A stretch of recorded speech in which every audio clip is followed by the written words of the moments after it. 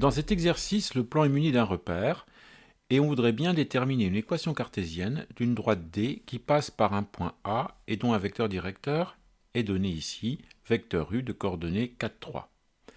Dans une deuxième question, on cherchera à déterminer une équation cartésienne d'une droite qui passe par deux points.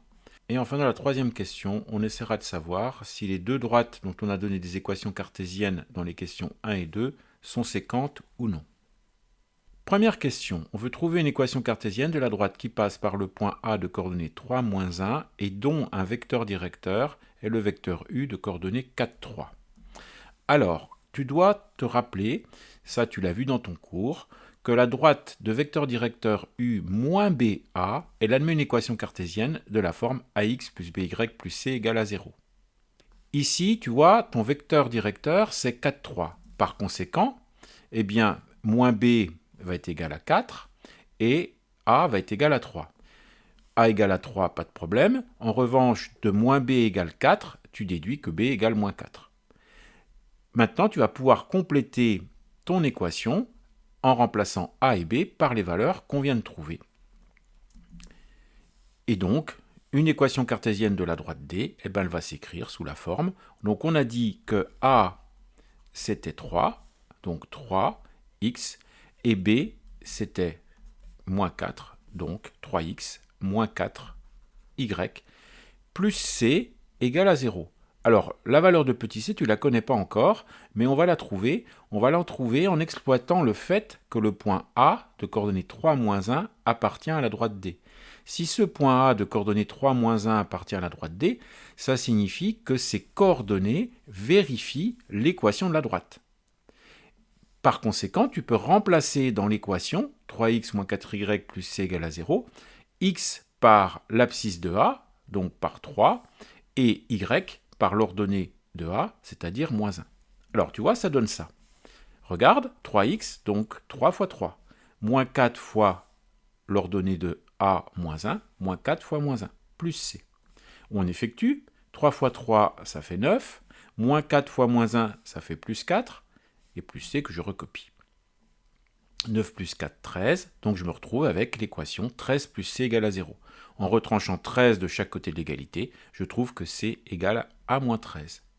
Et par conséquent, eh bien, ça y est, j'ai une équation cartésienne de la droite D. Une équation cartésienne de la droite D, c'est 3x moins 4y moins 13 égale à 0.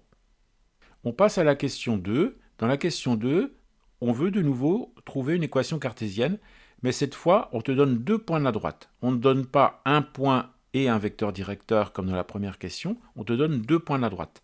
Alors, il te faut un vecteur directeur pour fabriquer ton équation cartésienne de droite. Si tu sais que les points B et C sont sur ta droite, eh ben, un vecteur directeur de la droite, c'est tout simplement le vecteur BC. Donc, on va commencer par déterminer les coordonnées du vecteur BC.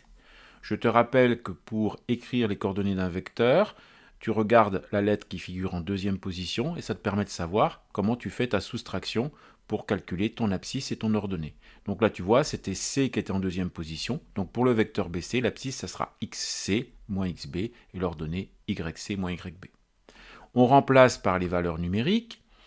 L'abscisse de C, c'était 3, moins l'abscisse de B, moins 1. Et l'ordonnée de C, c'était 2, moins l'ordonnée de B, qui était moins 1. On effectue, 3 moins moins 1, ça fait 3 plus 1, ça fait 4, et 2 moins moins 1, ça fait 2 plus 1, ça fait 3. Donc ça y est, on a un vecteur directeur de notre droite.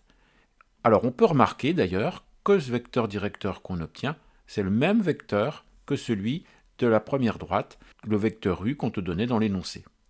Donc ce qui signifie que là, dans tout ce que je vais faire maintenant, je vais refaire exactement la même chose. Comme tout à l'heure, la droite BC, le vecteur directeur BC moins BA, elle va avoir une équation cartésienne de la forme AX plus BY plus C égale à 0. Je vais avoir exactement la même valeur pour A, la même valeur pour B, puisqu'on avait les mêmes coordonnées pour le vecteur directeur. Et donc, je vais avoir une équation cartésienne de la droite BC qui va s'écrire exactement sous la même forme. 3x moins 4y plus c égale à 0. Alors, comme tout à l'heure, le c, je ne le connais pas. Le c, qu'est-ce qui va permettre de le déterminer ? C'est l'appartenance d'un des points B ou C, je peux choisir le point que je veux, à la droite BC. Alors, on va peut-être prendre le point C parce que tu vois, il a des coordonnées positives. Mais on aurait très bien pu le faire aussi avec le point B. Mais si on veut éviter de s'embêter avec des nombres négatifs, bah pourquoi pas utiliser le point C pour déterminer la valeur du petit c de l'équation cartésienne. C'est parti, donc le point C de coordonnées 3, 2 appartient à la droite D. Par conséquent, les coordonnées du point vérifient l'équation cartésienne de droite. On va pouvoir remplacer x par 3 et y par 2 dans l'équation de la droite. Qu'est-ce que ça va nous donner? Tu vois, ça nous donne ça. Alors, 3 fois 3, puisqu'on a remplacé x par 3, moins 4 fois 2, puisqu'on a remplacé y par 2, plus c.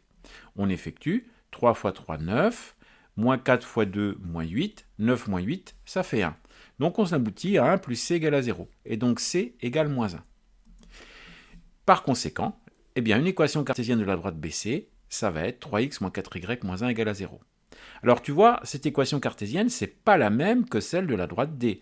Ça commence pareil, on a 3x moins 4y, mais en revanche, le petit c est différent. Quand on est dans une situation comme ça veut dire qu'on a affaire à des droites qui sont parallèles et qui ne sont pas confondues.